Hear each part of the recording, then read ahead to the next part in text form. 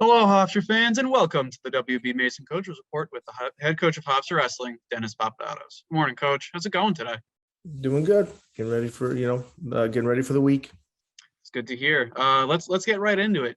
You guys were no competition this past weekend, but you're now moving into the beginning of your dual meet schedule with the Garden State Grapple against two really historically really good programs in Rutgers and Wisconsin. You guys are going to be wrestling Rutgers first at 5:30. Why don't you? They finished third at the conference championship last year. They've got three returning All-Americans. What can you say? In your opinion about Rutgers? I mean, it's their best team ever, right? So, and it's in New Jersey, so this is a big deal for them wrestling into the Prudential Center. On a Saturday night after Thanksgiving, it's definitely a big deal for them, and they have their best team ever. So, and they're 6 or 7-0 already. And if you've looked at the results, they've pretty much been steamrolling everybody. And Wisconsin's good as well. So, but that's why we put teams like them on the schedule. It depends on the rankings. They're ranked. I've seen them ranked 12th. I've seen them ranked 7th. So they're very good from top to bottom. They don't have a hole anywhere, and they're too deep at every weight. So even if they have their starter out, if their backup is usually another guy that would be nationally ranked if they were at another program starting. You know what I mean? So they got it going on right now. So again, that's why we put teams like them on the schedule. We feel like, that's the direction we want to be going, and we can compete with them. So, obviously we're excited to wrestle them and Wisconsin, who's also vastly improved from last year, who was good last year, but they're vastly improved from last year. Yeah, absolutely. You talk about Rutgers. They're 6-0 on the year. They've been beating a lot of people, a lot of schools by some good scores. Yeah, right. So they're in all their like just like last year, like they've got 8 guys coming back that've been ranked in the intermat rankings. Whatever ranking system you choose to follow. Right. And then they're nationally ranked. Intermat, Flow Wrestling, the NWCA. They're a really good program, top to bottom, just like you said. Right, no doubt. And then some of their unranked guys is because they're freshmen that are doing well, that are probably on their way to being ranked. So they're good, man. They're definitely good. Obviously, we feel like we're good, and we put them on. They wanted to wrestle us, and we want to wrestle them. So we're gonna go after it. Yeah, looking forward to the match against the Scarlet Knights, and then at 7:30, the same day, you got Wisconsin, the Badgers. Just talk about Wisconsin really quick. They didn't finish strongly at their the Big Ten championship last year, but they still got a number of returning NCAA qualifiers. I think an All-American or two on that roster. What can you say about Wisconsin? Wisconsin's interesting. We're where we feel like we're good. We have our better guys, let's say. That's where their better guys are. We match up very weirdly against them. Like, their returning All-American is their heavyweight, right? We've never wrestled him, and he's actually a couple-time All-American. But we want to wrestle him. We just missed him by one round at the national tournament. Meaning, like, if we won one match, we would have had him, and we were looking. We had him, scouted out. But they're good. Like we're good. They're good, and then maybe where we have guys that aren't ranked or guys that are considered to be, not as established as some of our better guys. That's where they have their less established guys. So it's very interesting. So you got to win those matches. You got to beat some of their good guys, and you have to find a way to win those marginal matches. So, same thing. They're good. I don't know what the record is right now. I kind of paid attention to them, but they're definitely good. The coach does a good job. He's been coach of the year before, and Chris Bono has been around a long time, so he does a great job everywhere he's been at. When he was at Iowa State, when he wrestled at Iowa State, when he coached at South Dakota State, and now he's been coaching at Wisconsin. So they're a program. They're Big Ten, and they're going to try to let us know that. And that's all we talk about every day, to not let anyone do anything to you. You get up, you train, you do the right things. We've been you're in a program that's been in the top 10 before. We've beaten Wisconsin in dual meets before. So, there's no reason to believe that we can't do it right now again today. So, by today, meaning Saturday, obviously, but that's the, mindset we're going at, and just, still focused on just getting healthy. Yeah.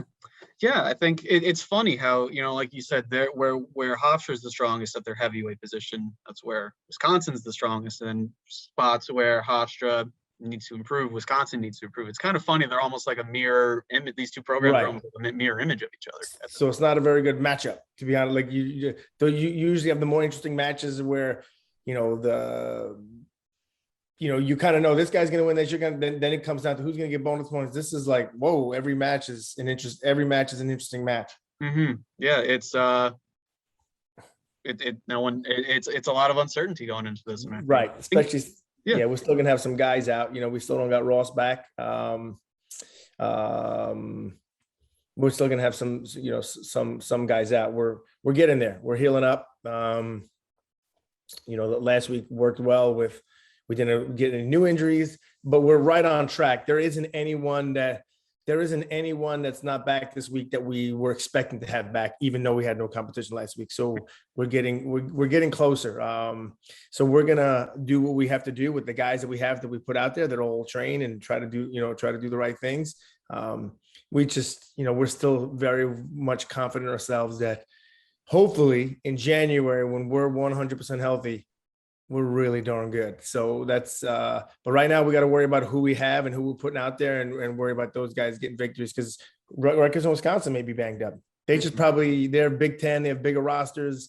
They probably have a little more depth than we do. When we have one of our better guys out, it probably goes a longer way of hurting, than it does when Rutgers has one of the better guys out. So, but we'll manage through it. We're definitely getting healthier.